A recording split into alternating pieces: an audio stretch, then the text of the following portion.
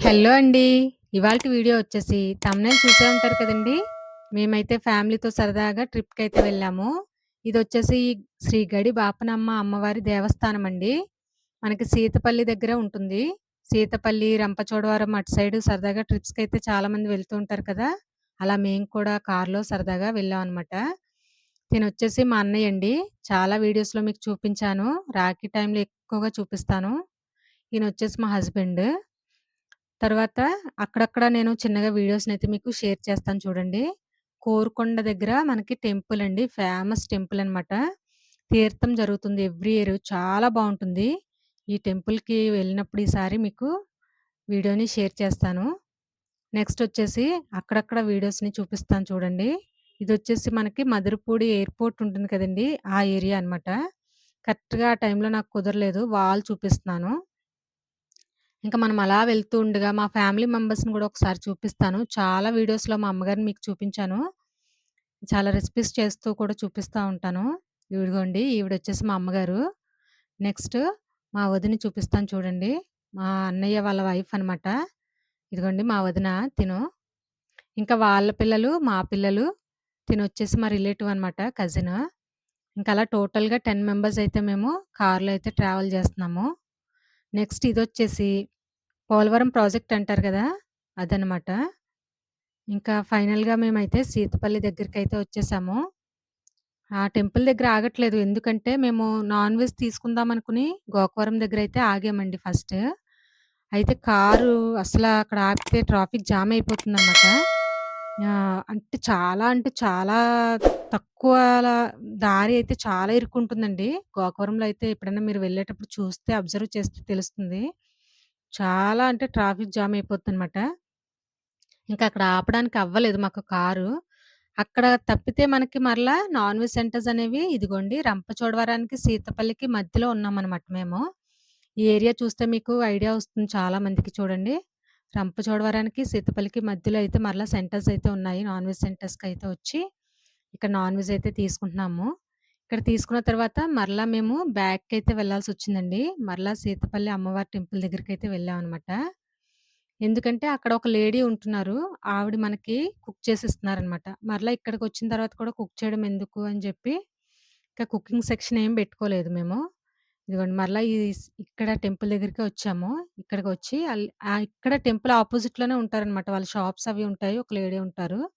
ఒక 10 మెంబర్స్‌కి ఇలా కుక్ చేసి ఇవ్వాలి అంటే ఆవిడే రైసు, చికెను, మటను మనం ఇచ్చిన కర్రీస్ వండుతారు. ఆ తర్వాత మేమిక్కడికొచ్చేసాం అనమాట. సీతపల్లి వాగంటారు కదండీ! ఆ వాగుల దగ్గరికైతే వచ్చామనమాట. ఇదివరకొచ్చినప్పుడు మేము ఫ్రీగా వచ్చేవాళ్ళం. ఇప్పుడైతే చూడండి రూ. 20 టికెట్ అంట. టైమింగ్స్ అవి పెట్టేసి గేట్ అది పెట్టారనమాట.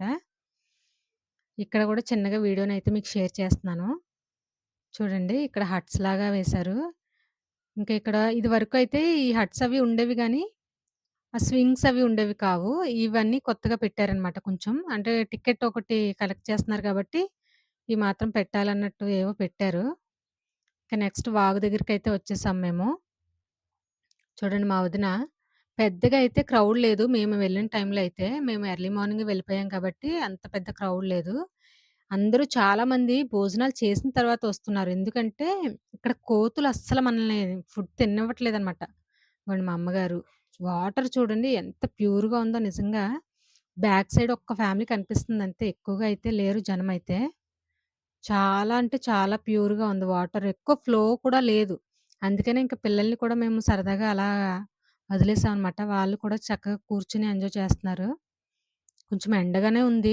ఎండగా ఉన్నా ఇంక వాటర్‌లో ఏదో చల్లగా అలా తిరుగుతున్నారనమాట. అటు సైడ్ ఎక్కువగా వెళ్ళిపోతున్నారు. అటొద్దు ఇటొచ్చేయండంటే ఇటొచ్చారనమాట అప్పుడు. చూడండి మా నలుగురు పిల్లలు ఎలా తిరుగుతున్నారో. ఇంక ఈ బాల్ ఒకటి తెచ్చుకున్నారు. ఇద్దరు పిల్లలేమో ఈ బాల్‌తోను, ఇద్దరేమో అదిగోండి ఫిషింగ్ చూడండి. పాపం వదిన చున్నీ అనమాట అది. వదిన చున్నీ తీసేసుకొని, వాళ్ళేదో పెద్ద చేపలు పట్టే వాళ్ళలా ఫీలయిపోతున్నారు. చూడండి అక్కడక్కడ కనిపిస్తున్నాయి మనకి చిన్ని చిన్ని చేపలు కనిపిస్తున్నాయి. పట్టారులెండి చిన్న చేపలు 2 పట్టారు. ఈలోపు మా వాళ్ళు చూడండి ఫుడ్డయితే తీసుకొచ్చేసారనమాట. ఇక్కడ ఆవిడ దగ్గర నుంచి ఫుడ్డయితే తీసుకొచ్చారు. కానీ పెద్ద బాలేదండి. యావరేజ్‌గా ఉంది. రూ. 1800 అంట. అంటే 10 మెంబర్స్‌కి 1800 తీసుకున్నారంటే రూ. 180 తీసుకున్నారు. కానీ ఫుడ్ అయితే మాత్రం యావరేజ్‌గా ఉంది. నాకు మంచిగా అనిపించలేదు. మనమే కుక్ చేసుకున్నా అయిపోయిందేమో అనిపించింది నాకైతే. వీళ్ళైతే ఆటలు ఆపట్లేదండి. ఆ బాల్‌తో ఆడుతూ ఉంటున్నారు. ఆ బాలేమో ఆ వాటర్ ఫ్లోకి అటు వెళ్ళిపోతే వాటి వెనకాలే వీళ్ళెళ్ళిపోతున్నారు.